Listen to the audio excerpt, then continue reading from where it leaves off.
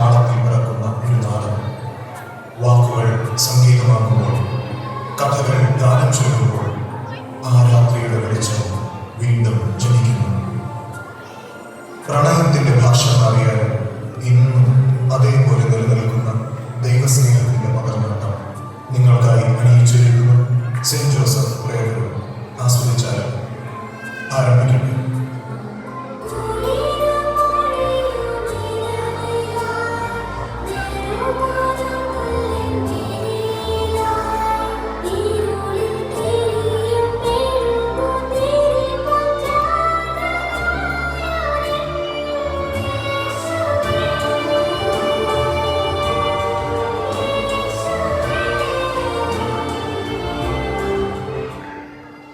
ആദിയിൽ വചനമുണ്ടായിരുന്നു, വചനം ദൈവത്തോടു കൂടെയായിരുന്നു, വചനം ദൈവമായിരുന്നു.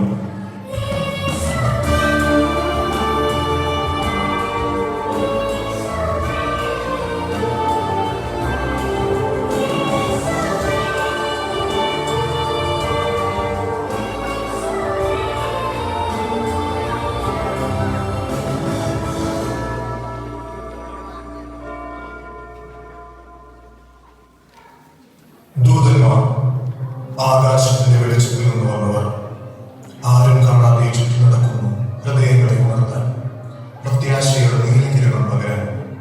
വചനമാകുന്ന ദൈവത്തെ പാടി സ്തുതിച്ചുകൊണ്ടിരിക്കുന്ന ദൂതന്മാർ നമ്മുടെ കൊച്ചുമലാഖമാർ.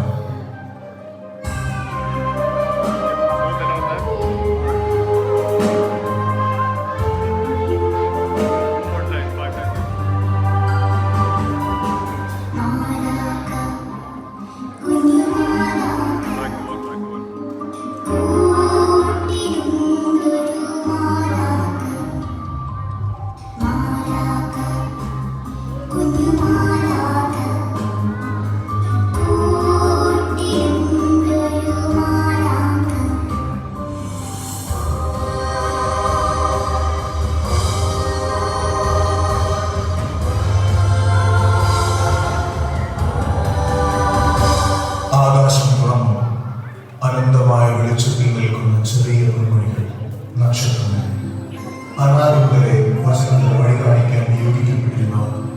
വരവേൽക്കാം നമുക്ക് ആ നക്ഷത്രങ്ങളെ.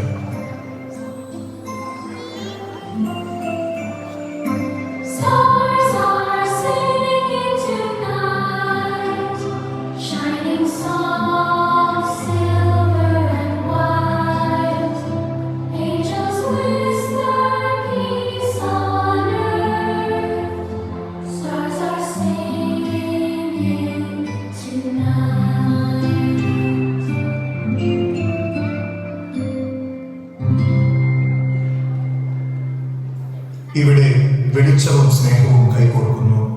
നക്ഷത്രങ്ങളും മാലാഖമണ്ഡലവും ഒന്നാകുമ്പോൾ ഗബ്രിയേൽ ദൂതൻ അയക്കപ്പെട്ടു കന്യകയായ മറിയത്തിന്റെ അടുത്തേക്ക്.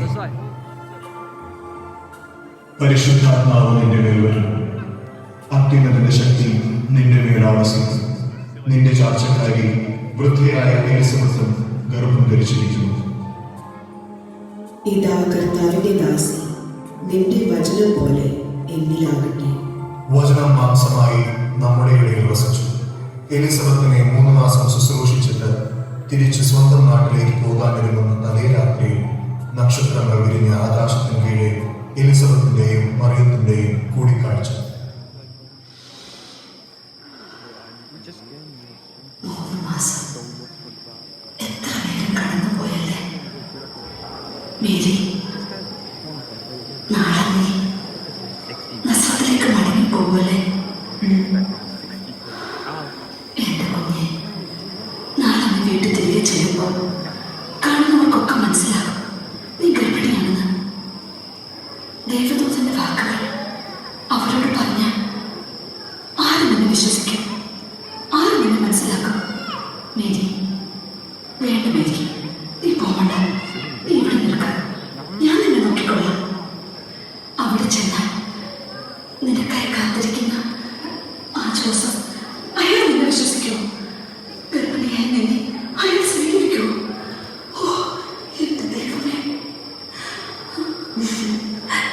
നോക്ക്, ഇളയമ്മ കരുതും പോലെ ഒന്നും ഒരനർത്ഥവും എനിക്ക് സംഭവിക്കില്ല. ഭംഗ എന്ന പഴകേട്ട് ഈ ചുവരുകൾക്കുള്ളിൽ കഴിഞ്ഞ നിങ്ങൾ ഇന്ന് എത്ര ഭാഗ്യവതിയാണ്. ശക്തനായവൻ നിങ്ങൾക്ക് വൻകാര്യങ്ങൾ ചെയ്തു തന്നില്ലേ? ഞാനും വിശ്വസിക്കുന്നു. കഴിഞ്ഞ തലമുറകളെ പറ്റി ചിന്തിക്കും. കർത്താവിൽ ആശ്രയിച്ചിട്ട് ആരാണ് ഭഗ്നാശനായിട്ടുള്ളത്? അവിടുന്ന് വിശ്വസിച്ചിട്ട് ആരെയാണ് അവിടുന്ന് വെറും കയ്യിൽ പറഞ്ഞയച്ചത്? വാഗ്ദാനങ്ങളിൽ എന്ത് വിശ്വസ്തനാണ്. വാക്കുമാറട്ടെ. എന്റെ യഹോവേ, എന്റെ ചിത്തം അങ്ങയിൽ ആനന്ദിക്കുന്നു. ഞാൻ വിശ്വസിക്കുന്നു. ഇതാ ഞാൻ.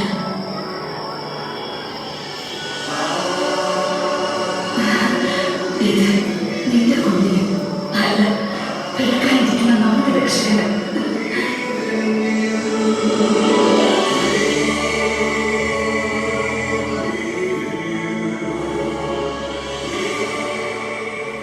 ഗലീലിയിലെ പട്ടണമായ നസറത്തിൽ നിന്നും യൂദയായി ദാവീദിന്റെ പട്ടണമായ ബത്ലഹേമിലേക്ക് ഗർഭിണിയായ മറിയത്തെയും കൂട്ടി ജോസഫ് പോയി. അവിടെയായിരിക്കുമ്പോൾ അവൾ തന്റെ കടിഞ്ഞൂൽ പുത്രനെ പ്രസവിച്ചു. അവനെ വെള്ളക്കച്ച കൊണ്ട് പൊതിഞ്ഞ് പുൽത്തൊട്ടിയിൽ കിടന്നു.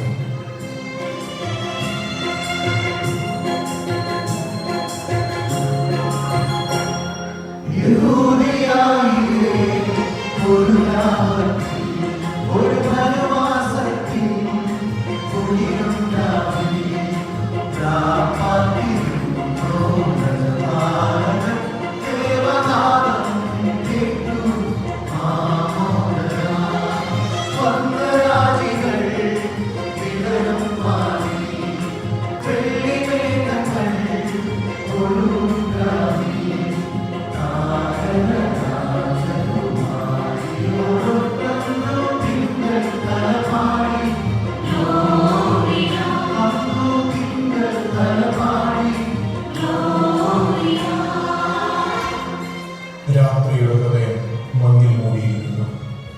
പാറകളുടെ മീതെ കാറ്റ് മൃദുവായി പാടിയിരിക്കുന്നു. അവിടെ ആ ശാന്തതയുടെ മടിയിൽ കുറെ അപ്പിഴയന്മാർ. ദാരിദ്ര്യത്തിന്റെ മണ്ണിൽ നിന്നുള്ളവരായിരുന്നെങ്കിലും സ്വർഗത്തിന്റെ വാർത്തകൾ യോഗ്യരാണ്. പെട്ടെന്ന് ആകാശം തുറന്നു. ദൂതന്മാരുടെ സ്വരം മുഴങ്ങി, നിങ്ങൾക്കായി ഒരു രക്ഷകൻ ജനിച്ചിരിക്കുന്നു. ഭയത്തെ മറികടന്ന് അവർ യാത്രയായി. ഇരുളിലൂടെ പക്ഷേ നിത്യ വെളിച്ചത്തെ കൊല്ലുവാനായി.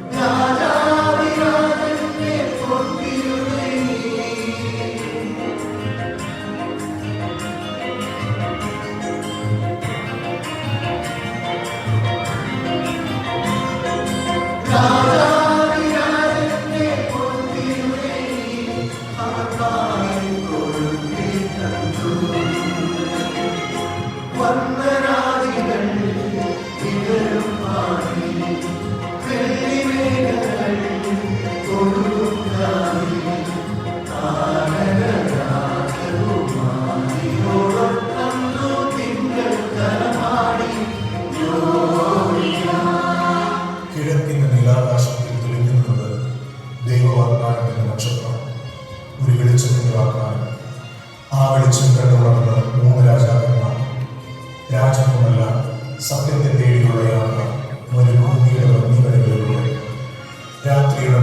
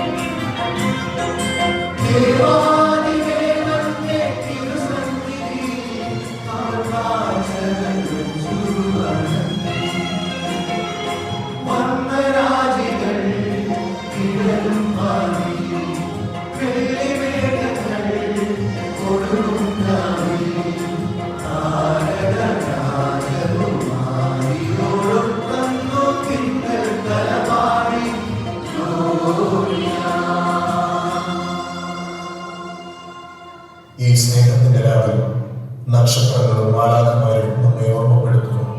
പ്രാർത്ഥന, പ്രതീക്ഷ, സ്നേഹം എല്ലാം നമ്മെ ഒരുമിപ്പിക്കുന്നു. ഓരോ നിമിഷവും ഓരോ ഹൃദയവും വെളിച്ചത്തിലേക്ക് ഉയരട്ടെ. നമ്മുടെ ഹൃദയമാകുന്ന കൂട്ടി ഉണ്ണിയെ ക്ഷണിക്കും.